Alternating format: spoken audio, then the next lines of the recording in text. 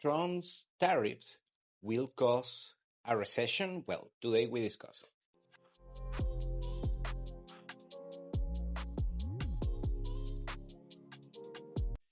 So today we are going to discuss if actually Trump's tariffs will cause a recession in the United States.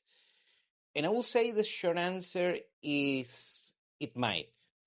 But we have to explain a couple of things, and the reason will be that partially, yes, the sanctions on the short term are causing right now some hiccups on the way. However, there are a lot of underlying issues with the US and worldwide economy that actually are being revealed, and that's actually, I would say, the main reason why we might have a recession in the US and I would say worldwide. According to the Atlanta Fed, they have a particular indicator called GDP Now. They were expecting a contraction of the US GDP from minus 1.3 to right now is to minus 2.8% of the economy. So basically, when you have these contractions, you end up having a recession. So on the past couple of days, we have seen also the equities market taking a plunge. The S&P 500 just took a nosedive over 2%. It went from 6,000, that's the all-time high, to around 5,800, less than that. So basically that wipes out the gains made by the S&P since after the election when Trump was announced that he was the winner. Bitcoin also that has been actually positive at first of the announcement of Trump's victory and has been chopping, even taking dips every now and then since Trump took office, has rebounded slightly and right now is on 87,000 per Bitcoin. Also, some indicators have been up, like the Eurostock, the top 50 equities in Europe have been going up. Also, gold has gone up as well, close to an all-time high. And just before recording, the crude oil, the West Texas, the WTI, went right around $68 per barrel. So first, let's go with the tariffs. We already know 25% for Mexico, 25% for Canada, 10% for China, and also has been some tariffs adjustments to depending on each country. Basically, the rule of thumb is that Trump wants to match tariffs against the tariffs imposed to U.S. products all over the world. And also we got the announcement, and we discussed it here, 25% tariffs on steel and aluminum, and afterwards an adjustment on different tariffs for each country. Also, just a few hours ago, from this recording, the Commerce Secretary Howard Lutnick, he mentioned that the tariffs might be taken back if some certain conditions apply, and also the USMCA products. The USMCA, remember, is the treaty that replaced NAFTA. So according to Lutnick, if products respect the standards of the USMCA, they will be relieved from sanctions. So let's try to explain why Trump is imposing these sanctions, or at least threatening to some sanctions, like for instance against the European Union. And basically the reason that he first wants to impose the particular requirements for the country and for Trump's policies to the rest of the world, or he wants to even out some trade restrictions that some countries have against US products.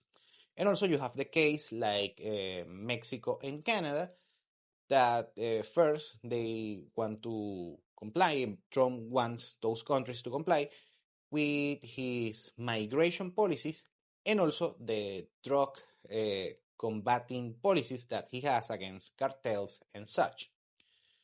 And so far, both the Mexican and the Canadian government are complying, as far as I know, from what I can tell on the news, but still apparently is not good enough for Trump's policies. So let's see what happens. I mean, both countries are actually very preoccupied for these tariffs.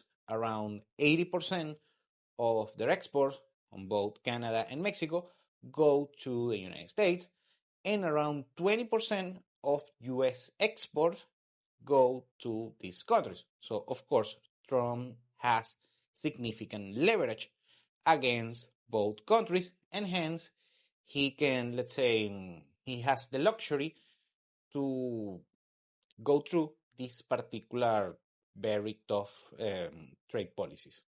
Trump also wants to keep at bay China, and first he imposed 10% tariffs on Chinese goods. Remember that right now the US and China are the two biggest superpowers regarding macroeconomics, regarding GDP size.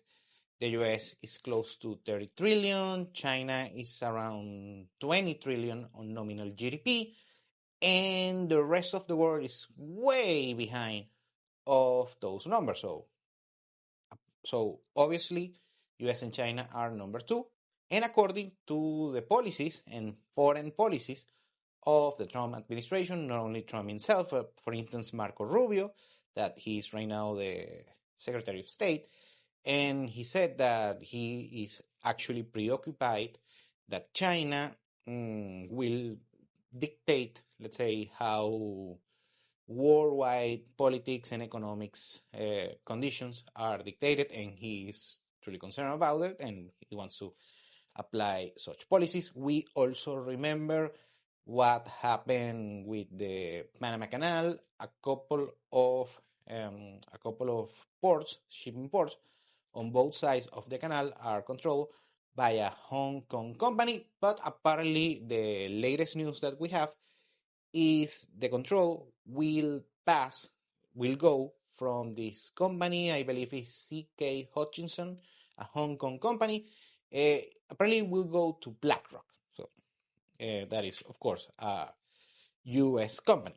Now let's go with the other underlying issues that we have with the U.S. economy that are not related with Trump's policies and have been going on since the past years and you can say decades.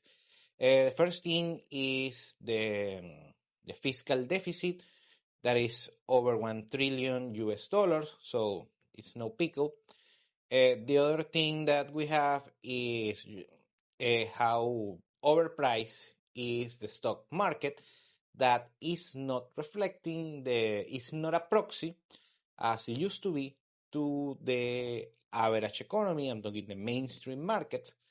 And actually, according to the very popular economist, that this young economist named Kyla Scanlon, and she has a term called vibe session.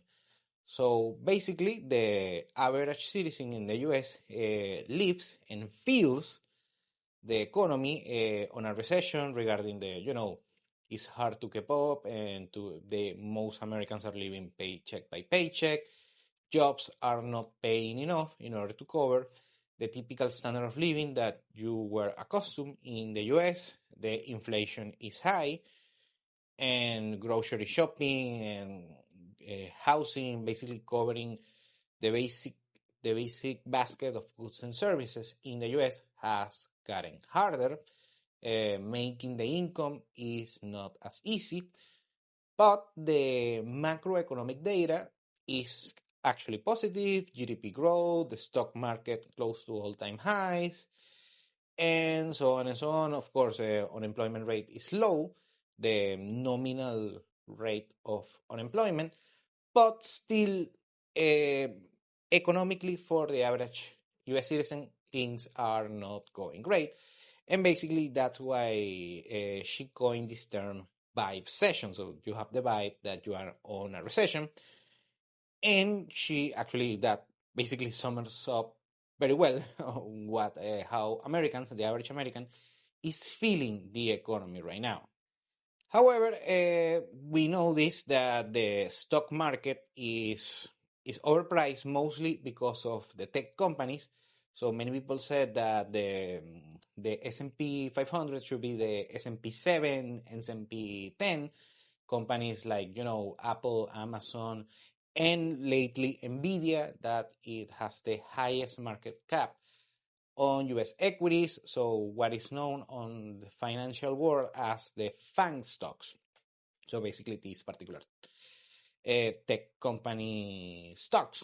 And of course, we have to mention Tesla, that has been doing great, especially since Elon Musk, is doing great thanks to he's the main donor of Trump's campaign.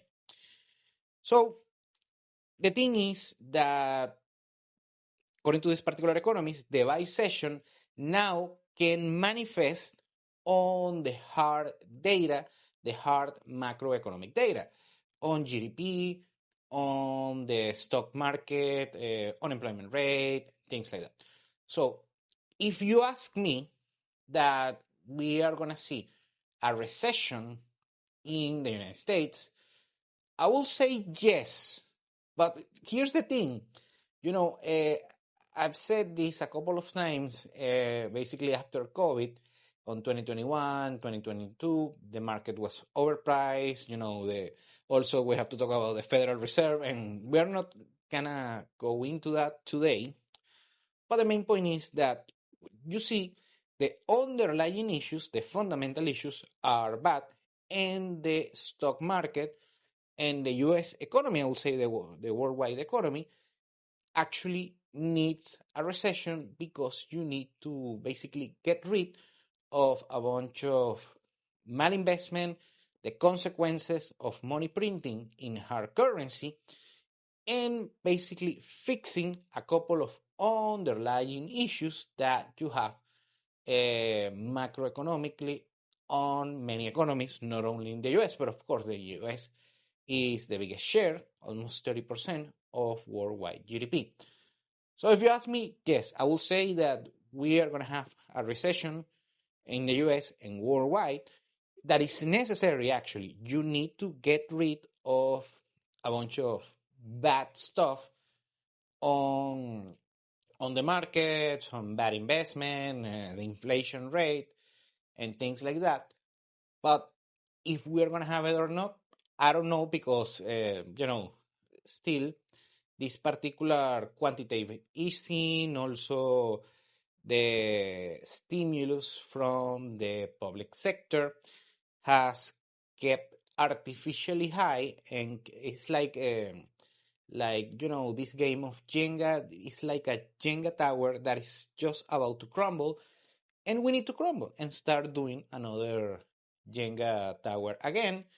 And I will say it's just like being sick and just taking the treatment, going through the treatment, and then get healthy back again. So that's what I see happening. I don't know if that is going to happen.